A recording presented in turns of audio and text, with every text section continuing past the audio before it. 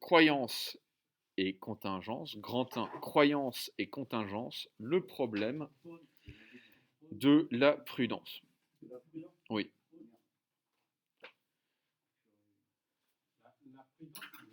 de la prudence. La prudence.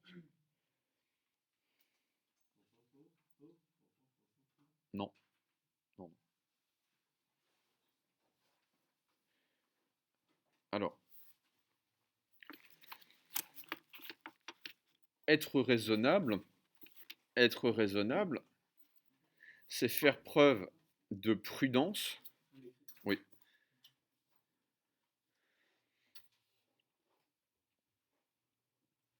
Robin, être raisonnable, vous me dites que vous allez avoir 8 heures de cours aujourd'hui, vous allez vraiment les avoir là. Être raisonnable, ah oui, non, mais c'est pas 8 heures de sieste si vous voulez. Être raisonnable, c'est faire preuve de prudence face aux conséquences prévisibles de nos actions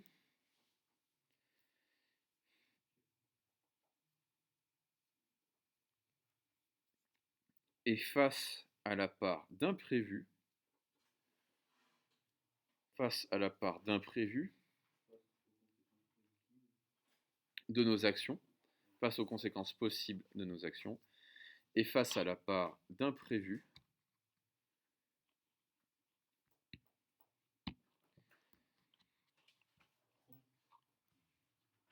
que nous réserve l'avenir.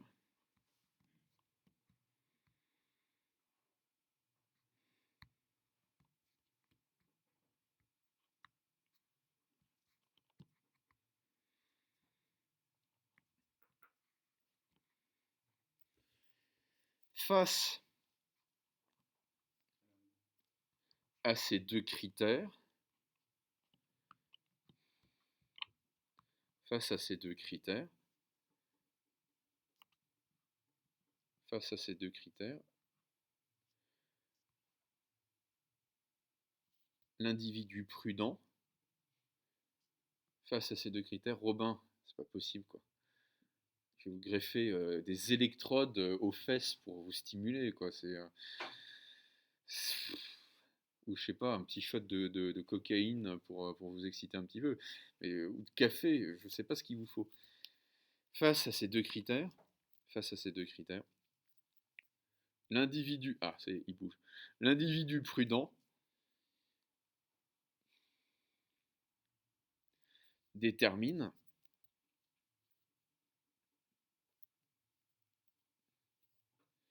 ce qu'on appelle le probable, ce qu'on appelle le probable,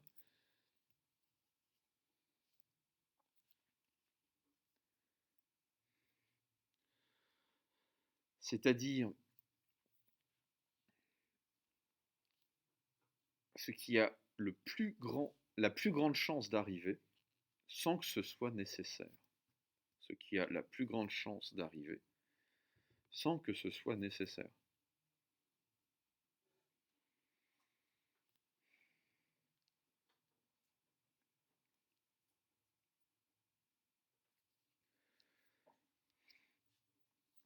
Autrement dit,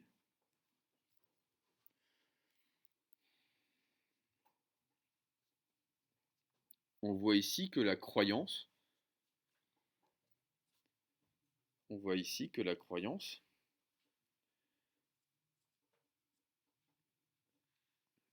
ne s'oppose pas à une certaine forme de calcul.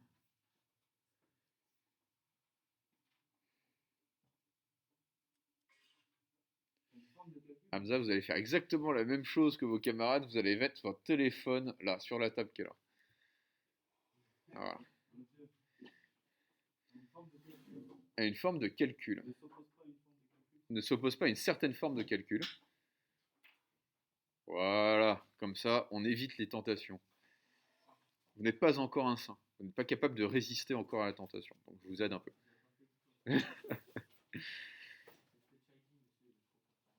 Mais ce calcul est-il rationnel? Ce calcul est-il rationnel? est-il pleinement fondé en raison?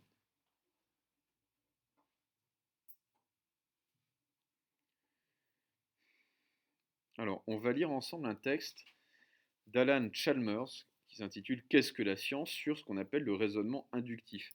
Qui a vu Chicken Run ici? Un dessin animé pour enfants.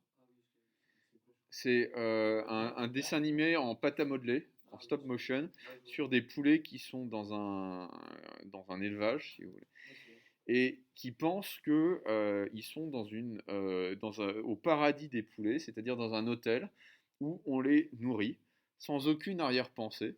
Parce que vu qu'on les nourrit tous les jours et qu'il ne se passe rien de grave, il ne se passe rien de mal, ils peuvent se dire que ça va continuer comme ça tous les jours.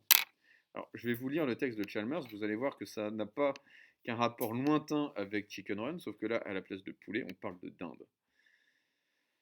Dès le matin de son arrivée dans la ferme pour dinde, une dinde s'aperçut qu'on la nourrissait à 9 heures du matin.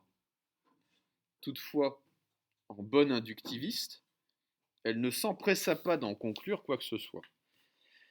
Elle attendit d'avoir observé de nombreuses fois qu'elle était nourrie à 9 heures du matin. Et elle recueillit ses observations dans des circonstances fort différentes. Les mercredis et les jeudis, les jours chauds et les jours froids, les jours de pluie et les jours sans pluie. Chaque jour, elle ajoutait un autre énoncé d'observation à sa liste.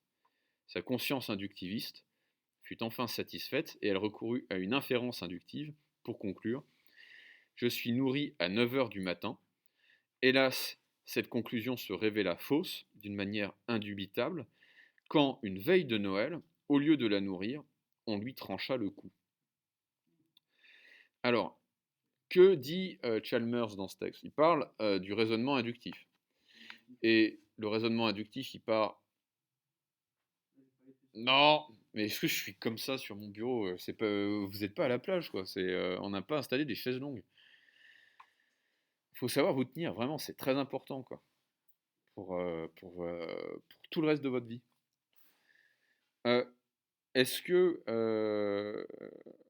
fait la dinde en fait? Elle dit, bah voilà, tous les jours, plutôt du jour au lendemain, je sais, parce que c'est tout le temps comme ça, que je vais être nourri à 9 heures du matin. Et puisque ça s'est passé comme ça une fois, 2 fois, 3 fois, 10 fois, 100 fois, 200 fois, 364 fois, ça va se passer probablement, très probablement, et même, dit la dinde, certainement, la 365e fois. Ouais, Antoine. Alors, est-ce qu'elle manque de prudence ou est-ce qu'au contraire, elle est prudente de former une règle générale?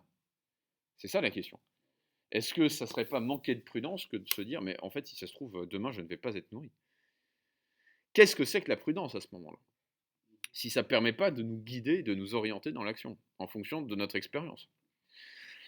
En fait, ce texte pose un vrai problème, parce qu'effectivement, on se dit que la dinde manque de prudence, mais on pourrait se dire tout autant, en fait, elle a été prudente, elle a été très précautionneuse, c'est-à-dire qu'elle a attendu un grand nombre de fois que ça se répète pour formuler une règle générale. Est-ce qu'elle avait tort de le faire? Bah, l'expérience ponctuelle lui a donné tort, mais l'expérience des grands nombres lui a donné raison. Et donc tout dépend du domaine dans lequel on va se placer, en fait. Hamza, vous aviez une question? Oui, à condition que ça ne soit pas la table où se situe votre téléphone portable. Par exemple, ça peut être là. Ah non, non, non, pas changer, vous déplacez. Non, non, on va pas remuer les tables. Qu'est-ce que c'est qu'une induction? Une induction, c'est un type de raisonnement où vous allez tirer une règle générale d'une multiplicité de cas particuliers. Okay. Donc plus un cas particulier se répète, plus vous allez vous sentir légitime pour formuler une règle générale à partir de ces cas particuliers. On pourrait dire que c'est le passage du post-jugé au préjugé. À partir du moment où vous avez vu que ça arrivait une fois, 2 fois, 30 fois, 40 fois, 50 fois, vous allez vous dire, bah, ça va tout le temps arriver. Okay. Et donc quand ça arrivera une nouvelle fois, je saurai comment m'y préparer. Oui.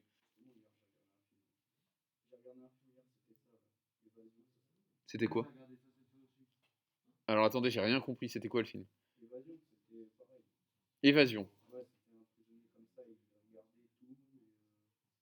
Bah oui. Et oui, les routines des gardes, c'est très important. Est-ce que c'est prudent de le faire? Oui. Ok. Mais dans le cas de la dinde, est-ce que ça lui coûte la vie? Non. Parce que c'était une éventualité qui était nécessaire, qui était fatale. Simplement, est-ce qu'on a, nous, en tant qu'êtres humains ou en tant que dindes inductivistes, parce que nous sommes tous des dindes inductivistes au fond, euh, est-ce qu'on a une autre manière de se rapporter au caractère incertain de l'avenir? Probablement pas. Et c'est ça c'est le problème que pose Chalmers. Parce qu'on pourrait se dire, la dinde a manqué de prudence en formant une règle générale, mais on pourrait se dire, oui, mais si jamais il lui était arrivé quelque chose d'autre, par exemple, si jamais elle avait été nourrie à 10 heures au lieu d'être tuée, elle aurait pu se dire, bah tiens, effectivement, cette règle vaut dans la plupart des cas, mais pas dans tous. Okay. C'est ce qu'on appelle des vérités générales. Les vérités générales ne sont pas des vérités universelles, ce ne sont pas des vérités qui sont fondées sur le caractère universel de la raison. Il n'empêche qu'elles sont vraies dans la plupart des cas. Donc en fait, la prudence nous fait accéder à un régime de vérité qui n'est pas celui de l'universalité, mais qui n'est pas celui du singulier, qui est de l'ordre du général. Le général, c'est ce qu'il y a entre l'individuel, le particulier, et l'universel. C'est vrai dans la plupart des cas. C'est vrai dans la plupart des cas. Par exemple, si je dis que, enfin je crois que c'est le cas, il y a 9 détenus sur 10 qui sont des hommes, et que je dois faire un pari au tribunal, par exemple, bah, je vais parier que le prévenu, l'accusé, ça sera un homme. Parce que dans 9 cas sur 10, en fait, alors non seulement les juges ne mettent pas systématiquement les accusés en prison, hein, ni même les coupables d'ailleurs, mais étant donné qu'il y a 9 cas sur 10 où on peut se dire que c'est encore une plus grande proportion d'accusés qui se retrouvent au tribunal. Okay. Donc, si ça se trouve, ça sera une femme. Et j'aurais perdu mon pari. Mais imaginons par exemple qu'on fasse un pari avec des dés et qu'il y ait un double 6 qui sorte. Si on me dit, est-ce que tu paries que le prochain coup, ça sera aussi un double 6, j'aurais tout intérêt à parier le contraire en fait. Bah voilà. Même plus que ça, double 6.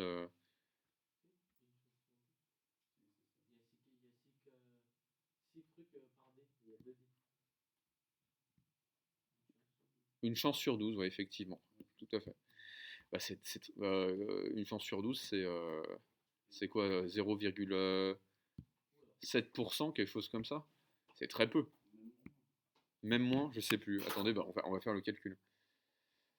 Qui risquerait sa vie pour 0. Donc c'est 8%. Voilà. Si, si, si. Donc c'est 8%. Il y a 8% de chances que ça se reproduise. C'est ridiculement peu. Okay. Il y a 92% de chances donc que ça ne se produise pas. Donc, c'est intéressant parce que là, on se dit que il y a des calculs mathématiques, et en fait, c'est le principe même du calcul de probabilité. Il y a des calculs mathématiques qui peuvent être faits sans porter sur des données absolument certaines, mais on peut calculer la probabilité d'un événement. Okay. Alors, petite synthèse là-dessus, le temps que Robin se réveille. C'est pas possible. Hein. Faudra pas que vous soyez chauffeur routier, Robin, parce que ça sera super inquiétant, quoi.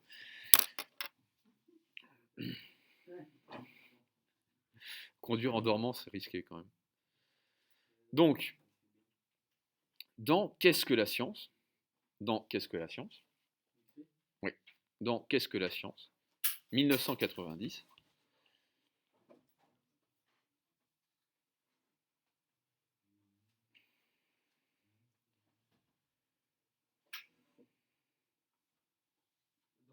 Qu'est-ce que la science?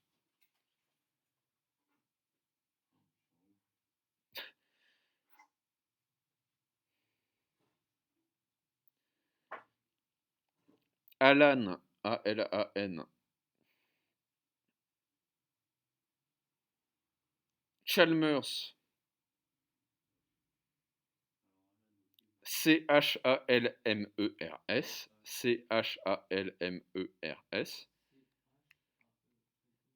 C-H-A-L-M-E-R-S,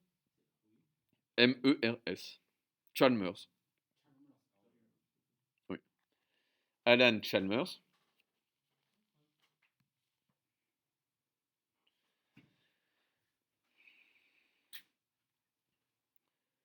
illustre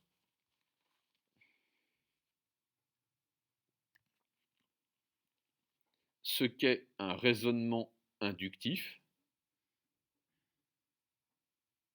illustre ce qu'est un raisonnement inductif en prenant l'exemple d'une dinde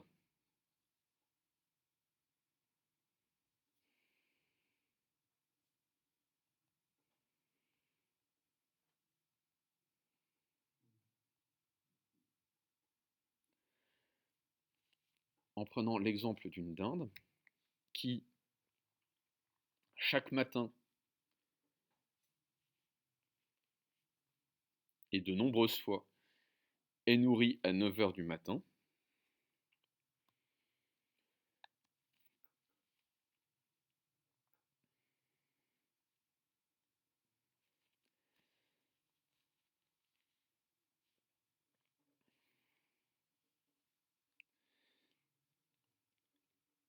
et qui va en conclure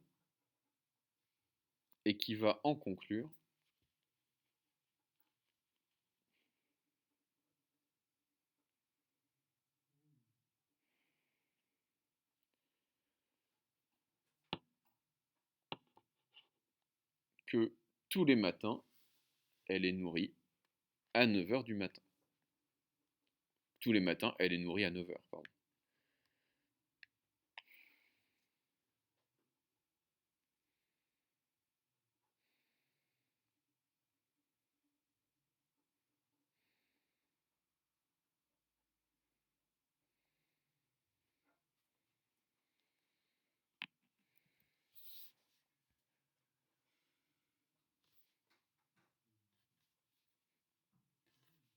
Non, plus fort.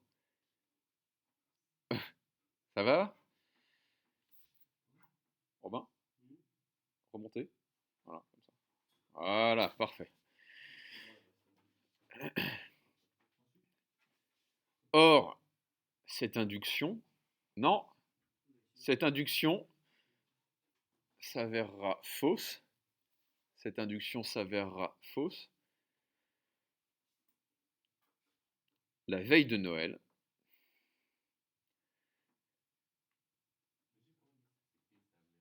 S'avérera, ça veut dire que ça sera, on verra que c'est faux.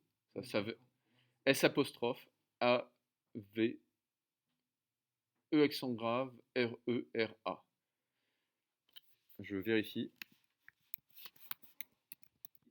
C'est ça. Intuitif ou inductif? Inductif. Tout à l'heure. Oui, enfin, bientôt. Le jour de Noël, ou la veille de Noël,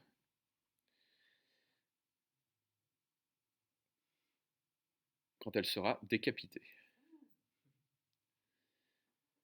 Paul, il y a un truc qui va pas. Vous allez tout de suite comprendre. Ouais. Ça me gonfle, hein.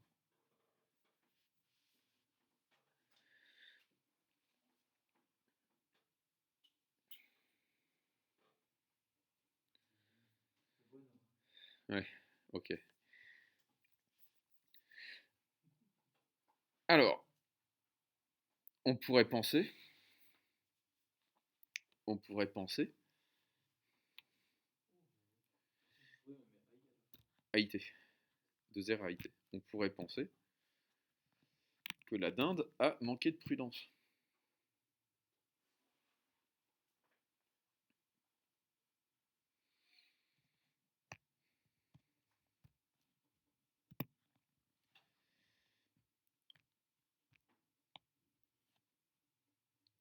Qu'elle s'est laissée emporter par son induction. Antoine?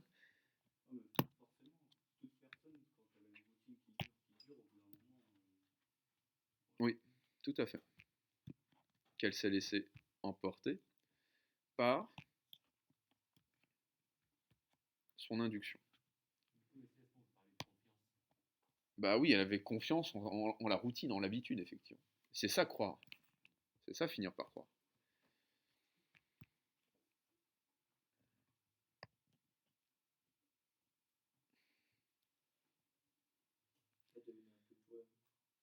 Elle devenait bohème. Oh, bah non, elle n'est pas bohème, elle est simplement, elle est de moins en moins méfiante. Elle est de moins en moins méfiante. En effet, en effet, elle a oublié. En effet, elle a oublié. J'arrive, Paul.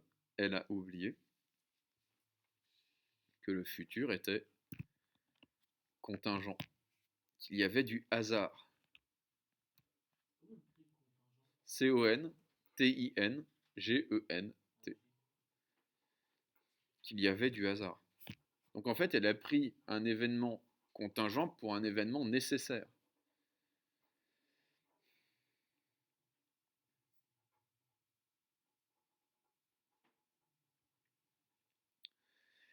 Être raisonnable, être raisonnable, cela voudrait dire, être raisonnable, cela voudrait dire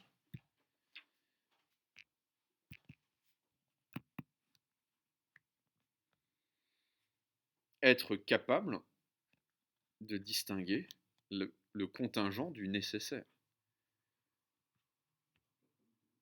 de distinguer le contingent du nécessaire.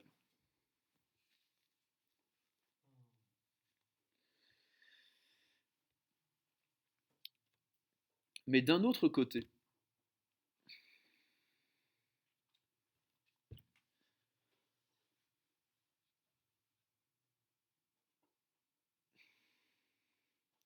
on pourrait se dire que cette dinde a été aussi prudente qu'elle pouvait l'être.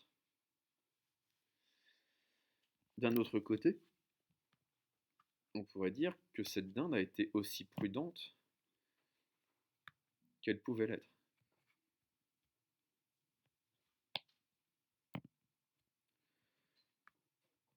En effet,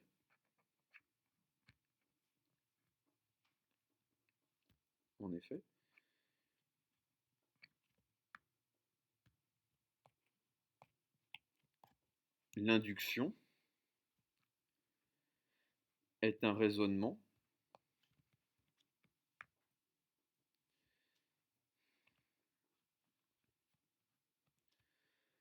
qui consiste à former. L'induction est un raisonnement qui consiste à former une règle générale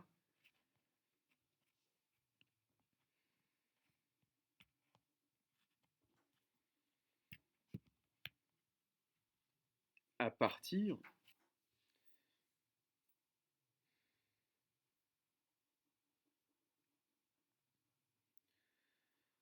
d'un grand nombre de cas particuliers. Plus ce nombre est grand, plus l'induction a de force. Plus le résultat de l'induction sera probable. Un grand nombre de cas particuliers. Induction célèbre, je vois un corbeau noir, 10 corbeaux noirs, 100 corbeaux noirs, 1000 corbeaux noirs, je vais dire tous les corbeaux sont noirs. Or, il y a des corbeaux, comme toutes les espèces mélaniques, il y a des corbeaux qui sont blancs, albinos, exactement. Mais bon, hein, euh, dans un film génial, absolument génial, avec Jean Gabin qui s'appelle Le Président, euh, il y a un député, Jean Gabin est le président du Conseil, c'est-à-dire en gros le Premier ministre de la France sous la Troisième République.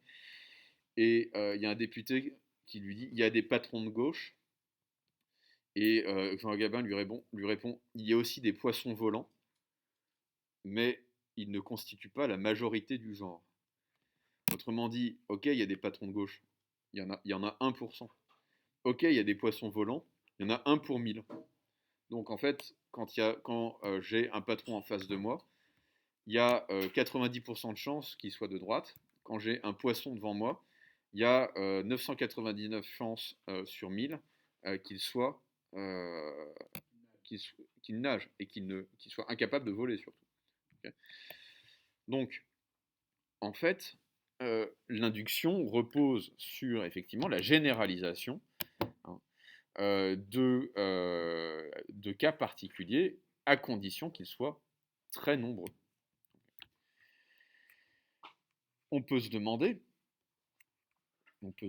si il existe, on peut se demander s'il existe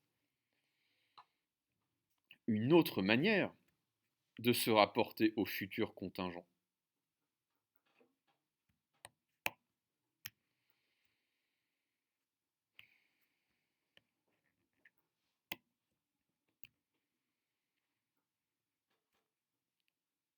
Car au futur contingent, de se rapporter au futur contingent. Car autant on peut prédire avec certitude une éclipse ou une marée, autant on peut prédire avec certitude une éclipse ou une marée,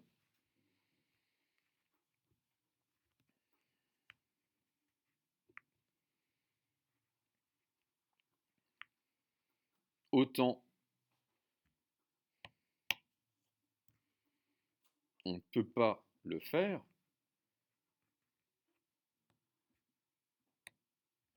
on ne peut pas prédire un accident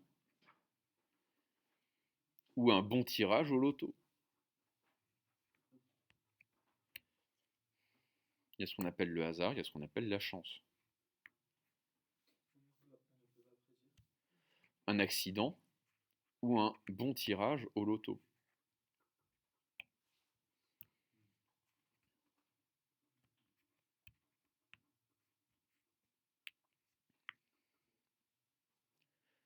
La prudence ne consiste-t-elle pas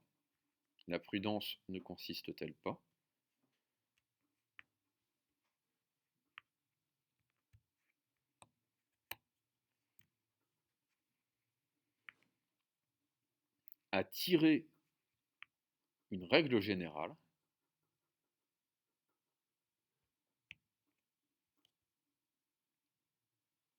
de nos expériences particulières?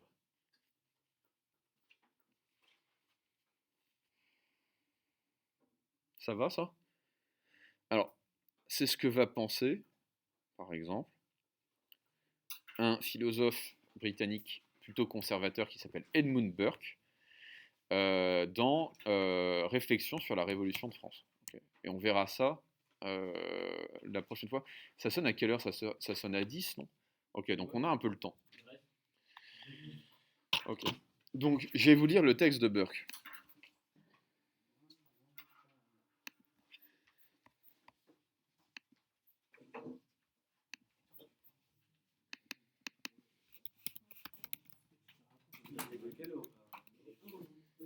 Je crois qu'il est anglais, Burke. Il n'est pas irlandais. Enfin, je peux me tromper, mais je vérifie. Ah non, non. Pas néerlandais, non. Ah, irlandais, autant pour moi. Mais il a fait toutes ses études en France. En France, en Angleterre.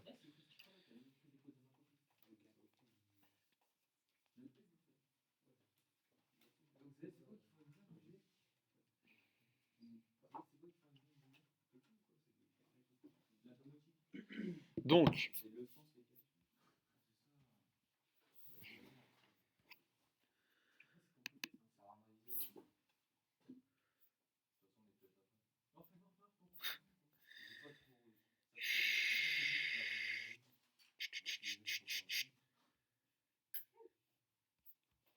Alors, je vous fais Burke ou je vous fais Aristote? Non.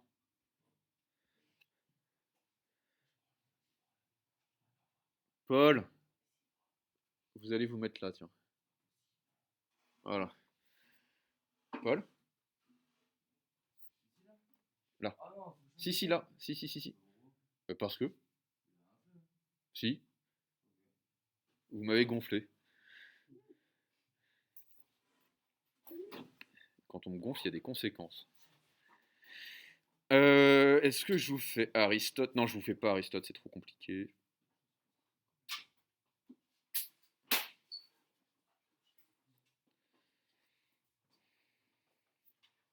Je vous fais Burke. Alors,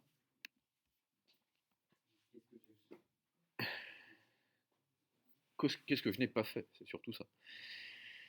Dans ce siècle de lumière, donc je vous lis le texte qui est tiré des réflexions sur la Révolution de France. Dans ce siècle de lumière, donc c'est 1790. 1790, c'est un an après. Alors, pas la Révolution, mais la prise de la Bastille. Okay, la Révolution, c'est long. On peut dire que la Révolution, elle se termine avec le consulat de Napoléon Ier. Dans ce siècle de lumière, je ne crains pas d'avouer que chez la plupart d'entre nous, les sentiments sont restés à l'état de nature. Qu'au lieu de secouer tous les vieux préjugés, nous y tenons au contraire tendrement. Et j'ajouterais même pour notre plus grande honte que nous les chérissons parce que ce sont des préjugés. Et que plus longtemps ces préjugés ont régné, plus ils se sont répandus. Et plus nous les aimons. C'est que nous craignons d'exposer l'homme à vivre et à commercer avec ses semblables en ne disposant que de son propre fond de raison. Et cela parce que nous soupçonnons qu'en chacun ce fond est petit, et que les hommes feraient mieux d'avoir recours pour les guider à la banque générale et au capital constitué des nations et des siècles. Un préjugé donne à la raison qu'il contient le motif qui fait sa force agissante et l'attrait qui assure sa permanence. En cas d'urgence, le préjugé est toujours prêt à servir. Il a déjà déterminé l'esprit à ne s'écarter jamais de la voie de la sagesse et de la vertu, si bien qu'au moment de la réflexion, si bien qu'au moment de la décision, l'homme n'est pas abandonné à l'hésitation, travaillé par le doute et la perplexité. Le préjugé fait de la vertu une habitude et non une suite d'actions isolées. Par le préjugé fondé en raison, le devoir entre dans la nature de l'homme. Sur ces questions, vos hommes, alors il s'adresse à un Français, vos hommes de lettres et vos politiques sont d'un avis tout à fait différent, de même que chez nous, tout le clan des esprits éclairés. C'est partie des Lumières. Ils n'ont aucun respect pour la sagesse des autres, mais en compensation, ils font à la leur une confiance sans borne. Il leur suffit toujours d'un seul motif pour détruire un ordre de choses ancien. C'est son ancienneté même. Alors que nous dit Burke? Burke, alors j'aimerais savoir comment vous le comprenez. Burke dit plus nos préjugés sont anciens, plus ils sont répandus, plus nous les aimons. Et nous les aimons précisément parce que ce sont des préjugés. Et je voudrais que vous expliquiez ça. C'est que nous craignons d'exposer l'homme à vivre et à commercer avec ses semblables en ne disposant que de son propre fond de raison. Cela parce que nous soupçonnons qu'en chacun, ce fond est petit et que les hommes feraient mieux d'avoir recours pour les guider à la banque générale et au capital constitué des nations et des siècles. Comment vous comprenez cette phrase? Alors, le début, non, parce que en fait, la fin éclaire le début. Non, ils ne le font pas pour l'argent. Burke va comparer le préjugé à du capital dans une banque, effectivement. Mais pourquoi il le fait? C'est pas parce qu'on gagne de l'argent avec nos préjugés, non, c'est pas ça. Ouais, mais pourquoi il compare ça à une banque? Plus il y en a, mieux c'est, ouais. Expliquez ça. Plus on va lui faire. Ouais. Plus on va lui faire confiance. Plus un pays est endetté, et moins il sera capable de rembourser sa dette, moins on lui fera confiance. Donc moins on va vouloir lui prêter de l'argent. Si vous voulez, vous avez un pote qui vous tape toujours de 50 euros toutes les semaines et qui vous promet de vous rembourser tout le temps, bah, vous n'allez plus lui faire confiance. Vous avez quelqu'un qui vous demande de temps en temps de l'argent et qui vous rembourse le lendemain, vous allez lui faire confiance. Imaginez que vous ayez à placer un jour vos économies quelque part. Okay. Est-ce que vous le faites dans une entreprise qui est toute récente, dont on ne sait pas ce qu'elle va devenir, ou est-ce que vous le faites dans une entreprise qui est relativement ancienne, mais qui continue à croître et qui est là depuis vachement longtemps, qui a traversé les crises en fait, dans l'ancienne. Autrement dit, c'est pareil avec nos préjugés. À moins qu'on prenne des risques, à moins qu'on ne soit pas prudent. Parfois ça paye. Parfois ça paye. Mais ce n'est pas ça là. Ce n'est pas raisonnable. Parfois, celui qui est raisonnable perd. Parfois, celui qui est raisonnable perd. Okay. Parfois, celui qui ne l'est pas gagne. C'est ce que Aristote va appeler la bonne fortune. Il y a des individus qui n'ont pas besoin d'être raisonnables parce qu'ils sont bénis des dieux et que ce qu'ils font est globalement, ça colle toujours avec la chance, si vous voulez.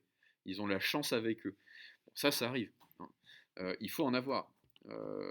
Napoléon disait ok, c'est un bon général, il est courageux, il est brave, etc. Mais est-ce qu'il a de la chance? Est-ce qu'il a de la chance? Alors, Napoléon n'a pas eu de chance. Le premier, le seul. Enfin non, j'aime bien Napoléon III aussi, mais je préfère Napoléon Ier. Est-ce qu'il a eu de la chance? Il en faut dans une bataille. Comme dans tout, exactement. Mais surtout quand vous manipulez des hommes, des chevaux et des canons, il faut avoir de la chance avec la météo. Il faut que les chevaux soient reposés et pas flippés, parce que sinon votre charge de cavalerie, vous l'oubliez, etc., etc. Donc, que nous dit Burke? Burke nous dit, en fait, nos préjugés reposent sur le même calcul de probabilité que nous faisons lorsque nous voulons confier nos économies à une banque. Plus la banque est ancienne et plus elle est grande, et plus on va se dire que son capital est solide. Plus un préjugé est ancien, plus il est répandu, plus on va se dire que sa certitude est solide. Ok, vous comprenez? Est-ce que ça va pour tout le monde, ça? Ok. Alors, il faut que j'enregistre la vidéo, ça va me prendre du temps. Je vous libère en attendant.